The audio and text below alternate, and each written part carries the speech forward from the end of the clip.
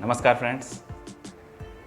Friends husband wife relationship में छोटी मोटी तकरार होना, झगड़े होना, ये एक कॉमन सी बात है क्योंकि हम जिसके साथ रह रहे होते हैं ज़रूरी नहीं कि हमेशा हम उसकी बात को लाइक करें, उसके काम को लाइक करें।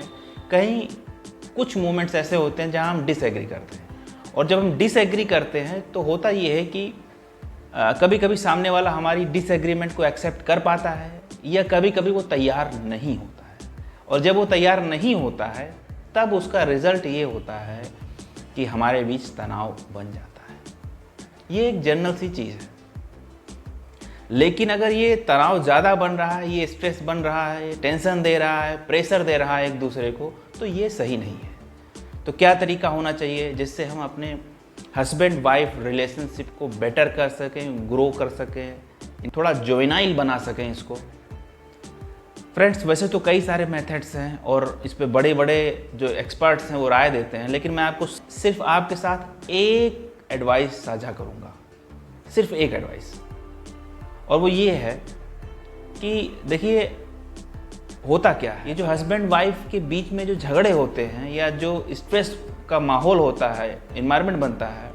वो आप उसको अगर आप क्लोजली ऑब्जर्व करोगे तो आप ये पाओगे कि उसका जो प्राइमरी रीज़न है वो ये है कि हम दो लोग होते हैं इस रिलेशनशिप में और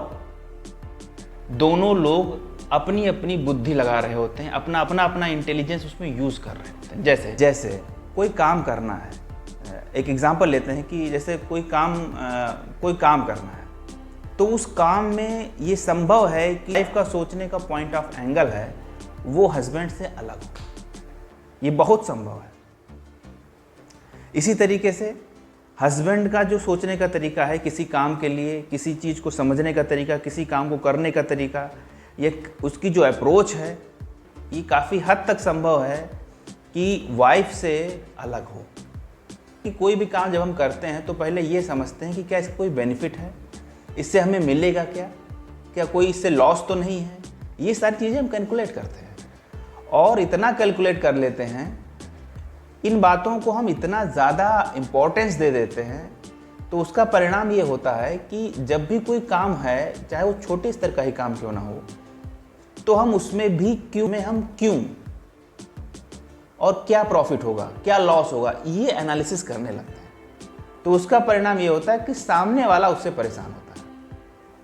एक उदाहरण से मैं आपको समझाता हूँ। जैसे मान लीजिए एक हस्बैंड ने एक वाइफ से कहा एक गिलास पानी ले आओ,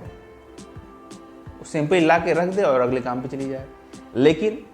वहीं अगर वो ये सोचने लगे कि यार इतनी ठंड है, सुबह का समय है, पानी कौन पीता है, जैसे ही वो दिमाग लगाएगी इस बात में, वैसे ही टेंशन बढ़ेगी रिलेशंस में। इसी तरीके से हस्बैंड भी, अगर वाइफ कोई बात कह रही है, कुछ भी कह रही है, तो आपको सिंपली उसे कर देना है, उसमें आप दिमाग मत लगाइए, क्योंकि अधिकतर लोग पढ़े लिखे हैं, सबके पास बुद्धि है और सबके पॉइंट ऑफ व्यू जो है किसी वस्तु को लेके या जो अप्रोच है किसी काम को लेके, किसी विचार को लेके, वो अलग है। ये तो होता ये है कि जब आप इस बात को एक्सेप्ट नहीं करते हैं कि हम दो लोगों के विचार अलग अलग हो सकते हैं, हम दोनों की सोचने का तरीका अलग हो सकता है, काम को समझने का तरीका अलग हो सकता है, हमारी पसंद अलग अलग हो सकती है, जब हम इसको एक्सेप्ट नहीं करते हैं तो फिर हम दिमाग लगाने लगते हैं। हम सोचते हैं कि जो हमें पसंद है, जिस काम को मैं जिस तरीके से करना चाहता हूँ, जिस वस्तु के बारे में मैं जिस तरीके से सोच रहा हूँ, जो मेरे विचार हैं किसी काम को लेकर, जो मेरी अप्रोच है, वैसी ही अप्रोच, वैसे ही विचार सामने वाले के भी होने चाहिए।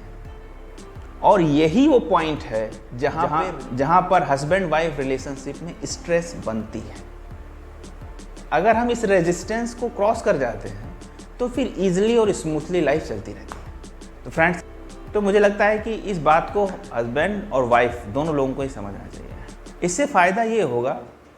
कि अगर सामने वाला, चाहे वो हस्बैंड है या वाइफ है, गलत कह रहा है तो उसका रिजल्ट नेगेटिव होगा, यानी कि कुछ लॉस होगा या कुछ जो होना चाहिए था वो नहीं होगा। तो ये अगर जब रिजल्ट आएगा तो वो इस बात को अपने आप रियलाइज़ करेगा कि भाई जो मैं कह रहा हूँ वो गलत कह रहा हूँ, उससे लॉस हो रहा है, उससे हमें कोई प्रॉफिट नहीं है। और अगर वो सही कह रहा है, यानी कि रिजल्ट से ये बात साबित हो जा रही है कि जो उसने कहा है वो बेनिफिशियल है, वो वैसा होना चाहिए, वैसा सही है, तो फिर आपको उसमें कोई आपत्ति नहीं होनी चाहिए, चाहे आप हस्बैंड हैं या वाइफ हैं। So thank you very much, meet you in next video.